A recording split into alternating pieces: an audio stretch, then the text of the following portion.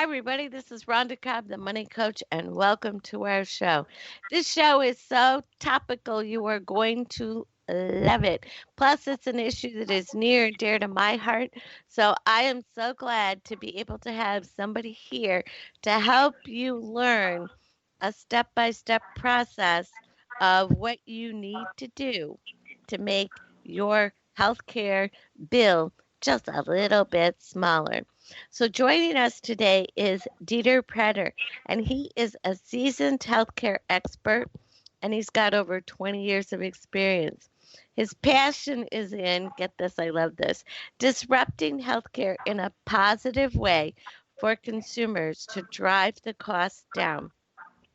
So Dieter has been in the health industry since the year 2000. He started out selling health insurance. In 2005, he started a niche PPO in New Jersey for a company there. And then he started his own PPO in 2008. In 2018, he sold the PPO and now he's moved on to a new project. And I'm going to let him tell us about what we're going on and what we're doing. So, welcome to the show, Dieter. We're really glad to have you and your expertise here with us. Rhonda, it's a pleasure to be on your show. It's an honor. I just hope to be helpful and maybe a little bit of fun too. Cool. So tell us your current project because I kind of like the sound of disrupting healthcare in a positive way. Tell us what you're up to. Solve the mystery. Well, in general, I'm pretty much a deal junkie, but healthcare is my passion.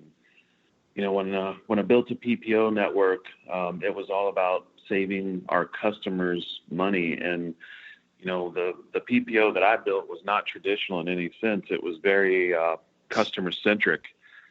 We got to know our customers. It was primarily sports related, professional and amateur, all across the U.S. was our client base. And what are your needs? What are you spending money on? How do we attack it?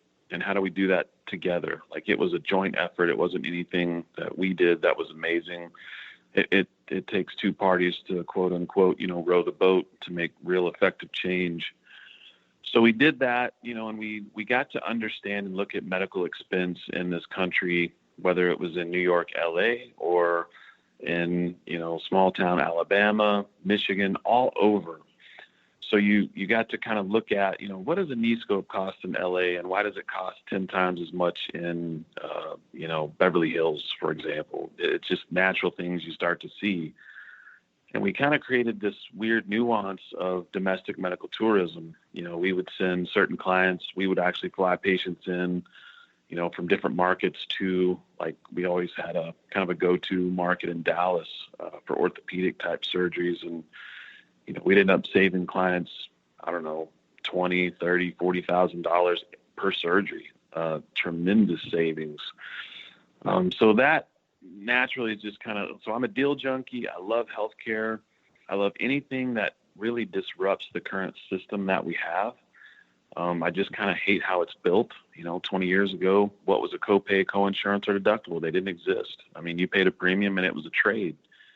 The way that they tried to control and bring costs down was, making the consumer put quote unquote skin in the game with deductibles. And it's just gotten out of hand, and it's so difficult and cumbersome for really any consumer to navigate the complexities of the current system. So things that I'm really interested in working on, I love the direct primary care movement. It's membership based. It's not a doctor that's got to click all the boxes and see you for 15 minutes and order 3 labs. And it's not that system at all. It's almost like reintroducing the doctor to the patient and building a real relationship and learning, here's what's going on with Rhonda. What's her problems? Let's use technology. You don't have to go into the office. Let's use FaceTime, HIPAA compliant platforms. Let's make it convenient for you and your employer, et cetera.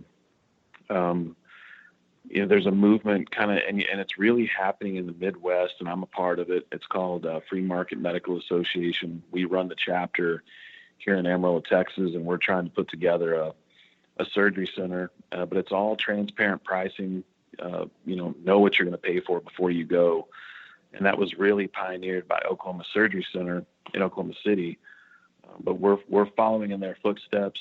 Healthcare is so weird for American consumers. It's the only thing we buy. We don't know how much it costs before we go. And that's what we want to change. Like, we want to deliver value, excellent care, very transparent, fair pricing. And in most cases, you're going to save anywhere from $15,000 on a low end to $40,000 on the high end per surgery for an outpatient, case. I mean, so things like that are what drive me. I'm involved in a lot of different little companies that are in that same genre, doing the same thing. And it's really fun to be a part of.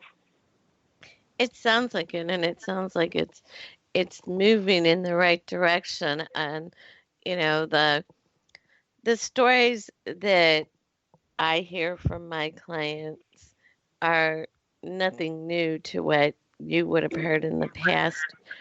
They're so heartbreaking, of people that are being overwhelmingly taken advantage of by the system as it currently exists. And they go and they do what they're told to do. They go where they're told to go, and they've been conditioned not to ask questions, not to say, well, would it be cheaper if I went down the street? Would it be better if I went next door instead of right here? They don't ask those questions. And as a result, they end up with surprise medical bills when they find out that where they were told to go isn't in their network. And they blindly trusted the person that told them to go there.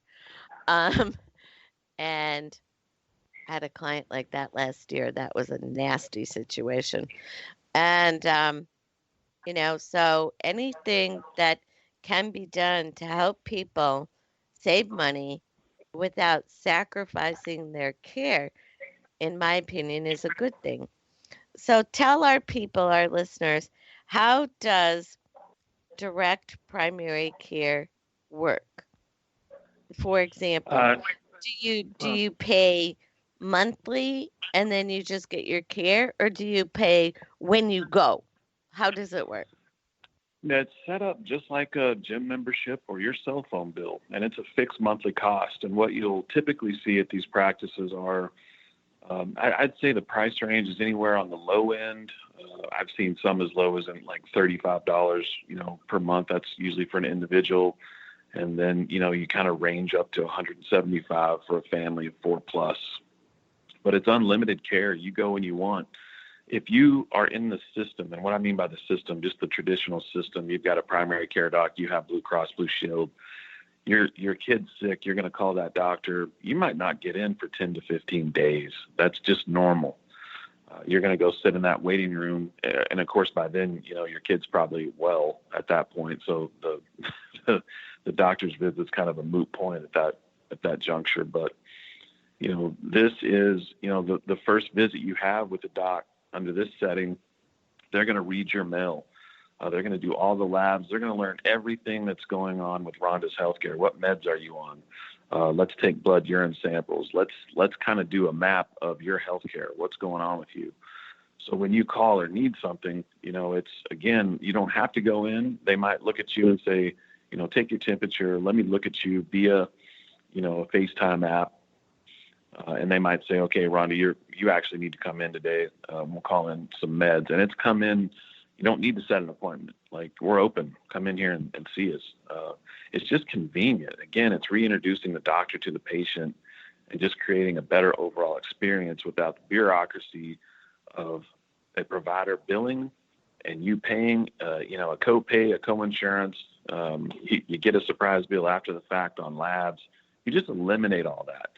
Most physicians around the country that I talk to, for example, 40% of their staff is dedicated to billing and collecting, not delivering care.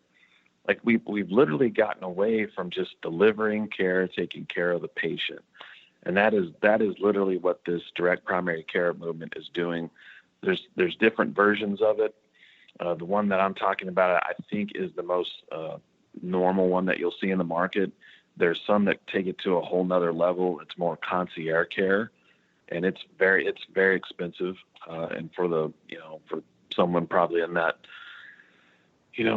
wealth category, if you will, that makes sense for them to do, and that's fine and good. But that's not the model we're chasing. We're chasing a totally different model. Well, that makes sense. And then, it sounds like that's very affordable.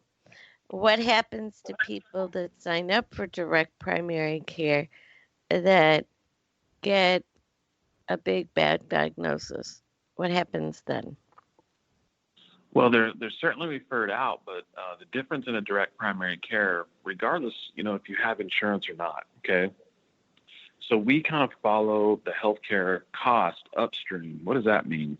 So let's say you come in, Rhonda, and you need an MRI. We have partners in the market, whatever market we're going to be in, where we work out cash prices. So for an MRI, we might have a deal for $350 cash. That same facility, if you had Blue Cross Blue Shield, they're going to take $2,000 from Blue Cross Blue Shield. And if you don't know what you're doing and you wanted to pay cash, they might charge you $1,500. Mm-hmm. That's sad, but that's the reality of the healthcare system that we're in. And I always equate it to, when I go in to get my brakes done, all I know is I want my car to stop, but I have no idea how much the brake pads cost. I don't know what the labor cost. I have no idea. And if the guy tells me, I'm going to give you 20% off, I think, okay, well, I got something off. And that's kind of what healthcare providers do to consumers. You don't know the baseline expense. I think the best baseline in the current American system is Medicare. And unfortunately, it's really hard for consumers, even if you go to cms.gov and you look up rates, which you can do, but that's extremely cumbersome to do.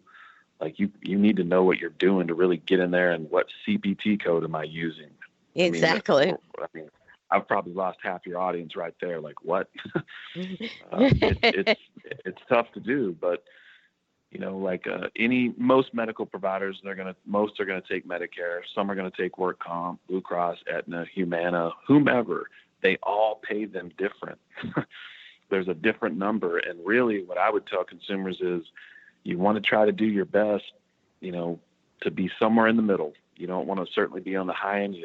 You're probably not going to get a Medicare rate, although that's what I would start for and ask for. But so my whole point of that is we can follow the consumer or our patient / client up the ladder and help them navigate that expense, for whatever procedure they need. Well, I have started counseling my clients to say, if the doctor says, well, we're going to do this, that, or the other thing, and it's outpatient surgery, don't worry, it's outpatient. You'll be home that night. I have started saying I'm going to need to tell them I'm going to need a written estimate for that, so I know what my copays and deductibles are going to be. That's good. And you know what happens? Typically, they can't produce it. Right. They don't know. Well, that all depends, and well, what does it depend on? You already know me. You already know what my insurance is.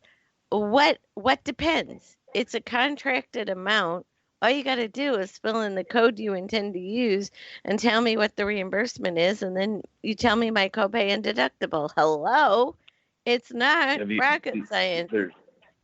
It's not. There's two moving parts in what you're talking about. So you're talking about an outpatient surgery. The only moving parts financially are implants and anesthesia. Anesthesia is billed in increments of every 15 minutes. Implants could be like a screw, for example. But let's be honest here. They know what those factors are. They know, if you're having a knee scope, they know their average time, Exactly. which equates to, and actually